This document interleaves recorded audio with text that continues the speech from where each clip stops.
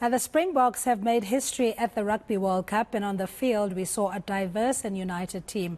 The diversity may seem like a recent development, but the history of black players goes as far back as the 1800s, and luckily that history has been safeguarded by researchers, historians and authors. And joining us to discuss this is Dr. Buntu Siwisa, author of Rugby, Resistance and Politics, on how Dan Qeqe helped shape the history of Port Elizabeth, now known as Gqeberha. Good afternoon to you, Dr. Siwisa, and thank you so much for your time. Thank you for having me. And I mean, this is obviously an annoyance to some extent, if you like, because as a nation we tend to cherry pick controversial issues where it's not necessary. Talk to us about the existence of professional black players in rugby, even dating back as far as the 1800s. Well, rugby was first introduced as a in an assimilation process in the 1820s when they joined the British settlers who moved from Grahamstown to Port Elizabeth to work on to build the harbour. And so it was assimilation in the sense that they observed and then they were also requested to participate. But then the official launching of rugby clubs started in the late 1880s in Port Elizabeth. And between the 1880s and the 1920s, it moved really on what I refer to as the Port Elizabeth Grahamstown Beltway. Yeah. So we've always had a very professional rugby playing within black communities, you know, and what is remarkable about them is that the communities, churches, institutions, schools, they lent a great deal to indigenize rugby and make it African and make it quite a community-based and a community-initiated sport. Yeah, but it explains why the Eastern Cape is, rugby is very prominent in that province, because as you explained, that this is where the British settlers had then, Yes. engaged or integrated with the community and assimilated their rugby that they imported, in a sense. Yes, yeah, it does explain that because, and you see, one of the reasons why the communities, particularly the clerical leadership in the Eastern Cape at the turn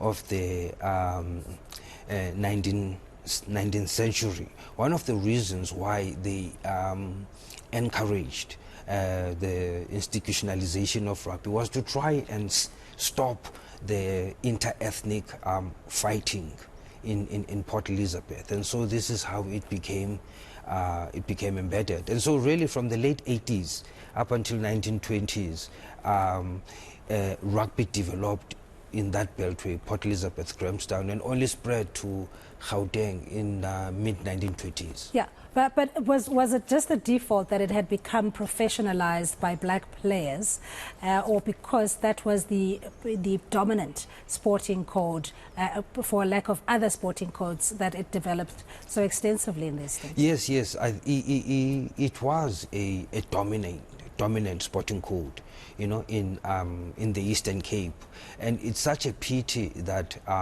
that hasn't really been well captured, because rugby organizations, rugby clubs had always been associated with resistance and politics, and to that extent there was a systematic and deliberate erasure by the state of any form of recording, be it minutes, be it scorecards, because a lot of political leadership went into rugby clubs to lend their administrative skills in setting up rugby clubs. And so as a result of that, the state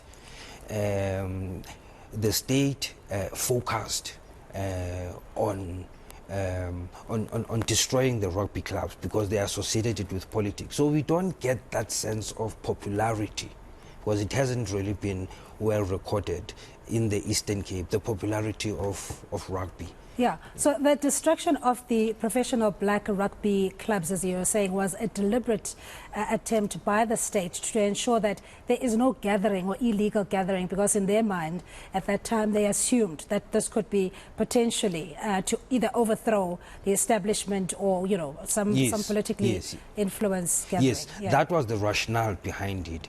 But really the death knell on rugby clubs that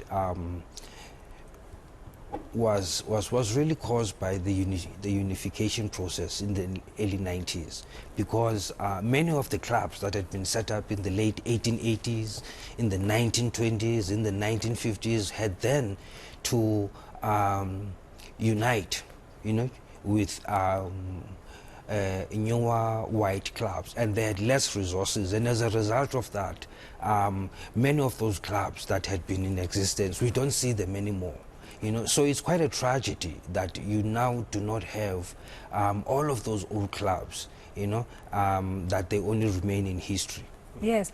But Dr. Siwisa, then it begs the question that with the advent of democracy and the introduction of the quota system came about in the sports fraternity, and particularly rugby and cricket, that there had been this opposition and reluctance, as if there had not been an existence of black professional rugby in particular. No, that is quite true. There was quite a stiff resistance, towards a true transformation of rugby. I think up until post 2010.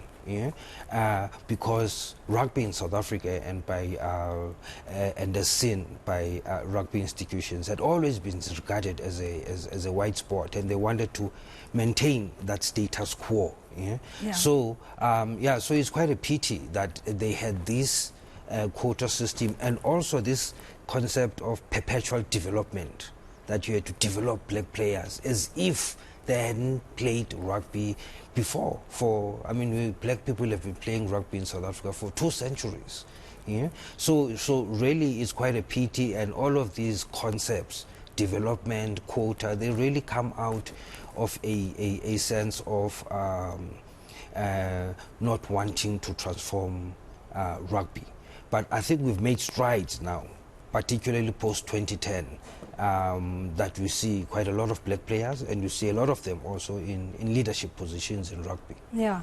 And so as we bid you farewell, Dr. Siwisa, in your view, the symbolism and significance of a united or transformed rugby team that we see, and the victory that they've had in their World Cup, what that does for the South African psyche, and primarily those that still have the hang-ups of exclusion, of resistance and opposition to an integrated society? I think it has really heightened social cohesion in South Africa. And remember that sport has always been regarded as either a unifier or a divider of society.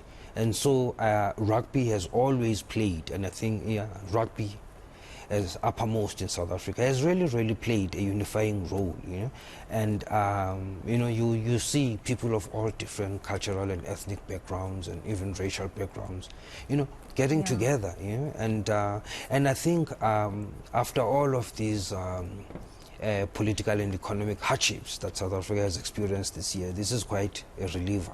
Yeah, it's totally the win. It's exactly what we needed, just to lift our spirits as well. I mean, I had a chat with Mike Greenaway. He's the author of the Springboks, or the Fire Aside Springboks, the history of South African rugby, even the influence of the French Huguenots, etc., which explains many of the surnames, your Duprees and Dutoits, etc. And what one takes away from that is the fact that if we don't talk about the history, we're not able to appreciate what is going on the field as we see it, as a transformed team. But in his book, he also talks about there was a fear that if you integrate or you have a more diverse team of players, including black players, then it would weaken the Springboks. But we know that is not, it's quite the contrary to what we see today. Do you think the same could apply maybe to a Bafana? They need to have more diversity in their team because it's still predominantly black? Yes, I think, I think it can potentially happen, that Bafana could go out and make a concerted effort to recruit a more diversified player force. So, and I think that could really integrate South Africa.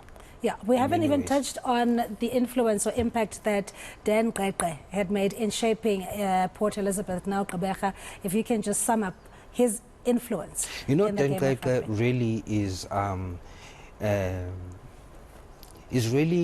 he had all of his fingers in all the pies, in the sense that he played a leading role in the transformation of rugby and cricket, community activism, education, improving education and educational institutions, to the extent that he's in the architecture of Port Elizabeth. And so when you write about Dan Qeqe, you are inevitably writing about a social biography or a people's biography of Port Elizabeth. That is how hugely influential he has been during his lifetime from the late 1920s to 2005.